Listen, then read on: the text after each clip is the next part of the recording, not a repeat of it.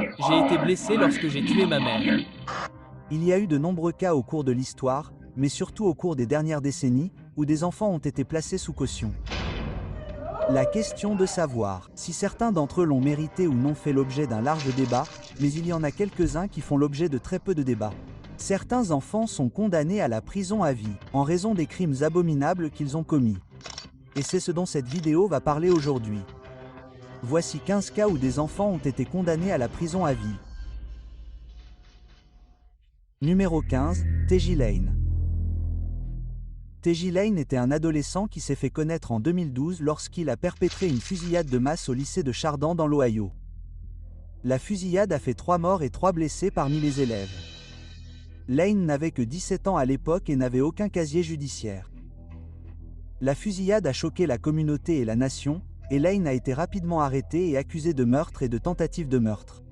En 2013, il a été reconnu coupable et condamné à la prison à vie sans possibilité de libération conditionnelle. Cette condamnation a déclenché un débat sur le traitement réservé par le système judiciaire aux mineurs auteurs de crimes violents. Certains ont fait valoir que Lane, en tant que mineur, aurait dû avoir une chance de réinsertion et la possibilité d'une libération conditionnelle. D'autres pensaient que la gravité de ces crimes justifiait une peine d'emprisonnement à perpétuité. La réaction de Lane à sa condamnation a été celle du défi. Au tribunal, il portait un t-shirt sur lequel était écrit le mot « tueur » et a fait des gestes obscènes à la famille de ses victimes. Il n'a montré aucun remords pour ses actes et s'est même vanté de la fusillade dans une lettre à un ami. Les familles des victimes ont été naturellement dévastées par la perte de leurs proches et par le fait que Lane ne serait jamais tenu responsable de ses actes. Cependant, certains ont également exprimé leur sympathie pour la famille de Lane et ont reconnu la complexité de la situation. Le cas de Teji Lane met en lumière les questions difficiles qui se posent lorsque des mineurs commettent des crimes violents.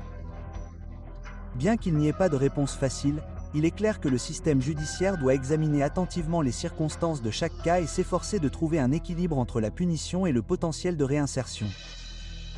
Ce n'est pas vrai. Numéro 14, Antonio Barro et Nathan P.A.P.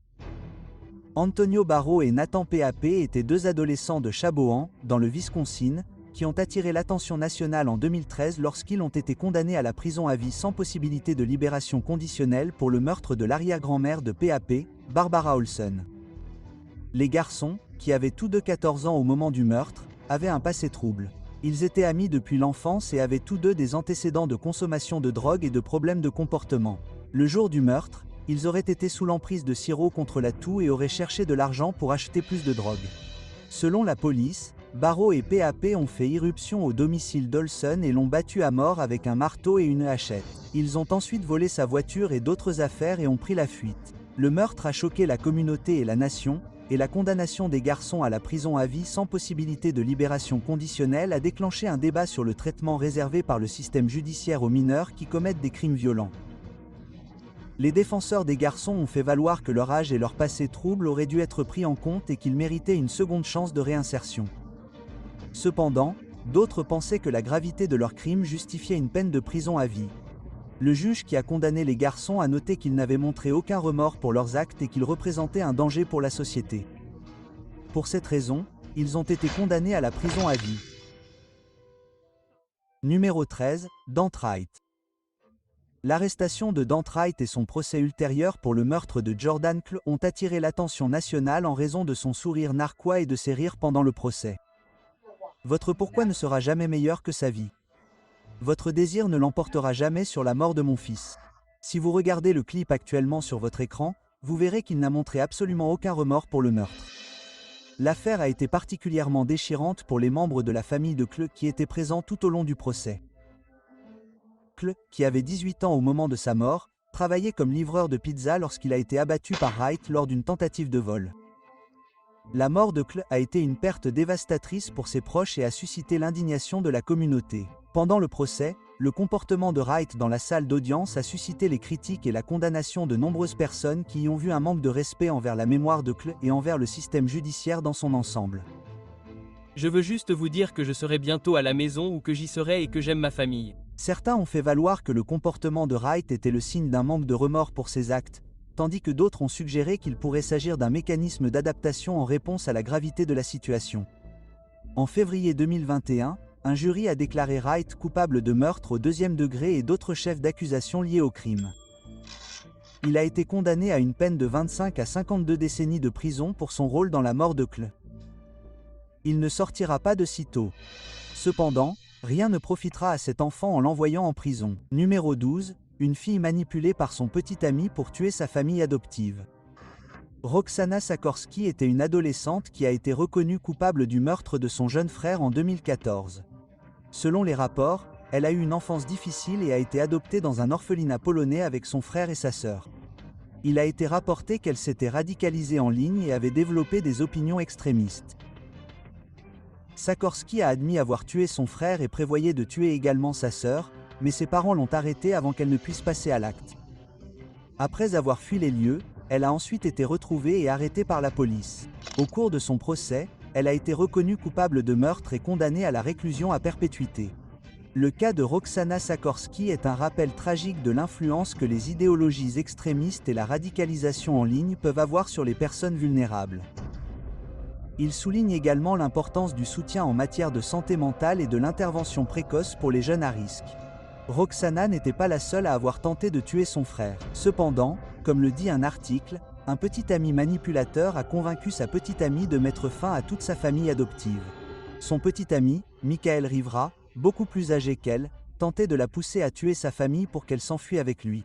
On peut dire sans risque de se tromper que les choses ne se sont pas passées comme prévu pour les deux amants meurtriers. Si vous regardez la vidéo sur votre écran maintenant, vous verrez qu'elle a fondu en larmes lors du procès parce qu'elle s'est laissée mener par un homme plus âgé et qu'elle a ensuite perdu tout ce qu'elle savait. Certaines personnes se sentent vraiment mal pour elle, tandis que d'autres continuent de la traiter de meurtrière impitoyable. C'est comme ça que je suis désolé. Numéro 11, École Caleb Sharp Freeman. Caleb Sharp est un nom qui a gagné en notoriété ces dernières années en raison de son implication dans une fusillade tragique dans une école. Le 13 septembre 2017, Sharp, alors âgé de 15 ans, élève du lycée Freeman à Rockford, dans l'État de Washington, a ouvert le feu sur ses camarades de classe, tuant un élève et en blessant 3 autres. L'incident a provoqué une onde de choc dans la communauté et dans le pays tout entier. Sharp a été arrêté et accusé de meurtre au premier degré, de tentative de meurtre et d'agression. Il a été jugé comme un adulte et a finalement plaidé coupable de tous les chefs d'accusation. Il a été condamné à la prison à vie sans possibilité de libération conditionnelle. Depuis sa condamnation, Caleb Sharp est resté largement à l'écart du public. Il est actuellement incarcéré au pénitencier de l'État de Washington à Walla Walla, où il passera probablement le reste de sa vie. Les événements tragiques survenus au lycée Freeman ont suscité des débats sur le contrôle des armes à feu et les ressources en matière de santé mentale pour les élèves en difficulté. S'il ne fait aucun doute que les actes de Sharp étaient horribles et ont causé un préjudice irréparable à de nombreuses personnes, des questions se posent également sur ce qui aurait pu être fait pour éviter une telle tragédie. Numéro 10, Brenda Spencer. Brenda Spencer est un nom associé à l'une des fusillades scolaires les plus tragiques de l'histoire américaine. Le 29 janvier 1979, Spencer, alors âgé de 16 ans, a ouvert le feu sur un groupe d'enfants qui attendaient devant l'école élémentaire Grover Cleveland à San Diego, en Californie, tuant 2 personnes et en blessant 9 autres. Lorsque la police est arrivée au domicile de Spencer, d'où elle avait tiré, elle a répondu à la question de savoir pourquoi elle avait fait ça par ces mots célèbres « Je n'aime pas les lundis ». Cela égaye la journée. Cette déclaration est devenue l'inspiration du tube I Don't Like Mondays des Boomtown Rats. Spencer a été arrêtée et accusée de meurtre et d'agression avec une arme mortelle. Lors de son procès, elle a plaidé coupable et a été condamnée à une peine de 25 ans de prison à perpétuité. Elle s'est vue refuser la libération conditionnelle à plusieurs reprises et est toujours incarcérée. Le cas de Brenda Spencer a suscité des débats sur les causes des fusillades dans les écoles et le traitement des maladies mentales. Spencer a eu une enfance difficile et aurait été victime de violences physiques et sexuelles. Elle avait également été diagnostiquée comme dépressive et avait des antécédents de consommation de drogue. Bien que ces facteurs n'excusent pas ses actes, ils fournissent un contexte important pour comprendre la tragédie. Dans les années qui ont suivi la fusillade, de nombreux efforts ont été déployés pour améliorer les ressources en matière de santé mentale pour les jeunes et pour prévenir la violence armée.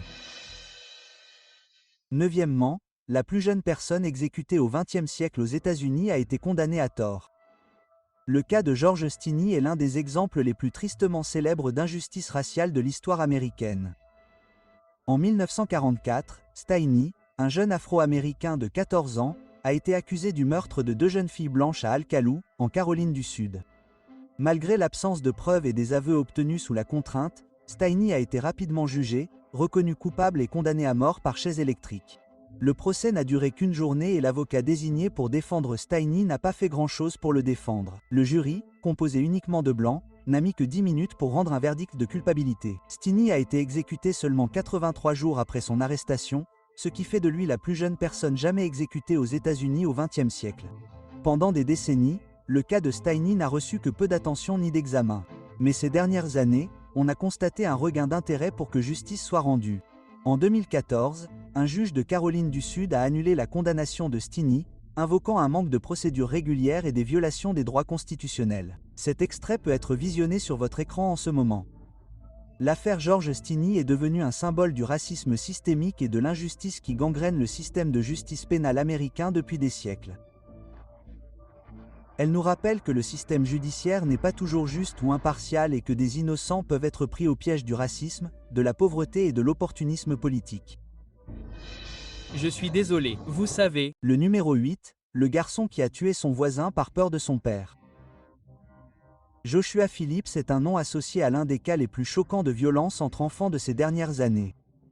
En 1998, alors qu'il n'avait que 14 ans, Phillips a assassiné sa voisine de 8 ans, Mattie Clifton, à Jacksonville, en Floride. Phillips a d'abord affirmé que Maddie avait été tuée par un intrus.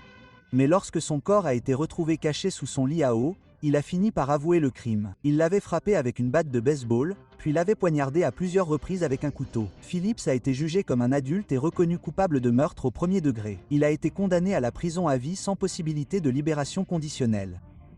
Son cas a depuis fait l'objet d'un débat intense, beaucoup affirmant qu'il aurait dû être jugé comme un mineur et avoir une chance de se réinsérer. Je suis désolé, vous savez, et aussi que j'essaie.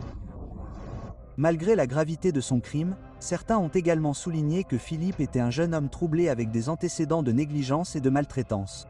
Dans les années qui ont suivi sa condamnation, des appels ont été lancés pour que davantage de ressources soient consacrées à la prévention de la maltraitance des enfants et à la lutte contre les causes profondes des comportements violents chez les jeunes. Le cas de Joshua Phillips nous rappelle avec émotion l'impact dévastateur que la violence peut avoir sur une communauté. Il met également en évidence la complexité du traitement des délinquants juvéniles et la nécessité d'une approche plus nuancée de la justice et de la réinsertion. Numéro 7, Nicholas Cruz. Nicholas Cruz est un nom qui a été associé à l'une des fusillades les plus meurtrières dans une école de l'histoire américaine. Le 14 février 2018, Cruz est entré dans le lycée Marjory Stoneman Douglas à Parkland, en Floride, et a ouvert le feu, tuant 17 personnes et en blessant 17 autres. Cruz était un individu perturbé qui avait des antécédents de problèmes de comportement et était connu des forces de l'ordre. Il avait été expulsé du lycée l'année précédente pour des raisons disciplinaires et avait un long passé de comportement violent et erratique. Au lendemain de la fusillade, un large débat a eu lieu sur les lois sur le contrôle des armes à feu aux États-Unis, de nombreuses personnes réclamant une réglementation plus stricte sur les armes à feu. La capacité de Cruz à obtenir une arme malgré ses antécédents de violence et de problèmes de santé mentale était un sujet de préoccupation majeur. La fusillade a également déclenché un débat national sur la santé mentale et la nécessité de meilleures ressources pour aider les personnes aux prises avec des troubles mentaux. De nombreuses personnes se sont demandé si la tragédie aurait pu être évitée si Cruz avait reçu l'aide dont il avait besoin. Cruz a finalement été arrêté et inculpé de 17 chefs d'accusation de meurtre et de 17 chefs d'accusation de tentative de meurtre. Il a plaidé coupable de tous les chefs d'accusation et a été condamné à la prison à vie sans possibilité de libération conditionnelle. La fusillade de Parkland a été un événement tragique qui a laissé une marque indélébile dans la psyché américaine. Elle a servi de signal d'alarme pour de nombreuses personnes, soulignant la nécessité d'accorder une plus grande attention à des questions telles que le contrôle des armes à feu et la santé mentale. En tant que société, nous devons continuer à œuvrer pour créer un monde plus sûr et plus compatissant pour tous. Numéro 6, Conrad Schaeffer. Conrad Schaeffer était un adolescent impliqué dans une série de crimes dans le comté d'Osceola, en Floride, en 2013. Avec un groupe d'amis, Schaeffer était responsable d'une série de cambriolages, de vols et de crimes violents, dont le meurtre de 2 adolescents. La première victime était David Guerrero, qui a été abattu par Schaeffer lors d'un vol dans une supérette à Point Siena. La deuxième victime était Eric Rupp Narin, qui a été attaqué et tué dans sa propre maison par Schaffer et ses amis. Rupp Narin aurait été abattu et aurait eu la gorge tranchée pendant l'attaque. Schaffer a finalement été arrêté et inculpé de 2 chefs d'accusation de meurtre au premier degré ainsi que d'autres chefs d'accusation liés à la série de crimes. Il a été condamné à la prison à vie sans possibilité de libération conditionnelle. Le cas de Konrad Schaffer est un exemple tragique de l'impact dévastateur que la violence et le comportement criminel des jeunes peuvent avoir sur les communautés. Il rappelle également l'importance des programmes d'intervention précoce et de prévention pour aider les jeunes à risque avant qu'ils ne s'impliquent dans des activités dangereuses et destructrices. Avant de continuer, aimez cette vidéo, cliquez sur le bouton d'abonnement et sur la cloche de notification dès maintenant, sinon ce mille-pattes rampera sur votre visage pendant que vous dormez. C'est l'heure du choix des abonnés du jour. Cette image montre 2 enfants de moins de 18 ans qui ont été condamnés à la prison à vie. Tous 2 ont commis des actes odieux, dont un meurtre, ce qui a conduit à leur condamnation. En fait, le garçon à droite est quelqu'un dont nous avons déjà parlé dans cette vidéo. Konrad Schaffer. Ce n'est un secret pour personne que l'emprisonnement de jeunes enfants pour le reste de leur vie est un sujet controversé. Mais beaucoup pensent que si quelqu'un est aussi violent dès son plus jeune âge, il ne pourra jamais s'en sortir. Qu'en pensez-vous? Pensez-vous que les enfants devraient être emprisonnés à vie s'ils tuent quelqu'un? Ou pensez-vous qu'il devrait y avoir un système de clémence? N'oubliez pas de commenter ci-dessous et de nous faire part de vos commentaires. Passons maintenant au sujet suivant. Numéro 5, Bayshore Street Racing. Cameron Aaron a fait la une des journaux en 2018 lorsqu'il a été accusé d'homicide au volant après qu'une voiture qu'il conduisait a percuté et tué une mère et sa fille de 21 mois à Tampa, en Floride. Selon les rapports de police, Aaron conduisait sa voiture à grande vitesse dans une rue résidentielle lorsqu'il a perdu le contrôle et a percuté les victimes qui marchaient sur le trottoir. L'impact de la collision a été si violent que la mère et la fille sont mortes sur les lieux. Aaron, qui n'avait que 18 ans au moment de l'accident, a été arrêté et inculpé de 2 chefs d'accusation d'homicide au volant. Lors de son procès, les procureurs ont fait valoir que Aaron faisait la course avec son ami, John Baroniou, et que leur conduite imprudente avait contribué au décès des victimes. En 2021, Aaron a été reconnu coupable de tous les chefs d'accusation et condamné à 24 ans de prison. Son ami John Baroniou a également été reconnu coupable et condamné à 9 ans de prison. Aaron a tenté de faire réduire sa peine, mais comme l'indique un article, un juge a refusé de réduire la peine de 24 ans de prison de Cameron Aaron dans l'affaire de l'accident de Bayshore. Reste à savoir si cela changera ou non. Je suis désolé que cela se soit produit. Numéro 4, Austin Meyers. Austin Meyers s'est fait connaître pour son implication dans un meurtre horrible qui a choqué une petite communauté de l'Ohio en 2014. Meyers n'avait que 19 ans au moment du crime, qui a impliqué le meurtre brutal de Justin Bach, âgé de 18 ans. Selon les archives judiciaires, Meyers et son complice Timothy Mosley ont été attirés dans une maison sous prétexte d'acheter de la drogue. Une fois sur place, ils l'ont attaqué avec un couteau et un marteau, puis ont démembré son corps et ont tenté de se débarrasser des restes. Meyers a été arrêté peu après le meurtre et accusé de meurtre aggravé, d'enlèvement et de cambriolage aggravé. Lors de son procès, il a plaidé non coupable, affirmant que Mosley avait agi seul dans le meurtre. Cependant, les preuves ADN et le témoignage de Mosley ont contredit sa version des faits, et Meyers a finalement été reconnu coupable de toutes les accusations. Le clip actuellement à l'écran montre le père de Justin parlant au meurtrier de son fils au tribunal, exprimant sa haine, et personne ne peut lui en vouloir. Je ne vais pas me lever ici pour vous dire à quel point je vous déteste. En 2018, Meyers a été condamné à mort pour son rôle dans le meurtre. Son complice, Timothy Mosley, a également été reconnu coupable et condamné à la prison à vie sans possibilité de libération conditionnelle.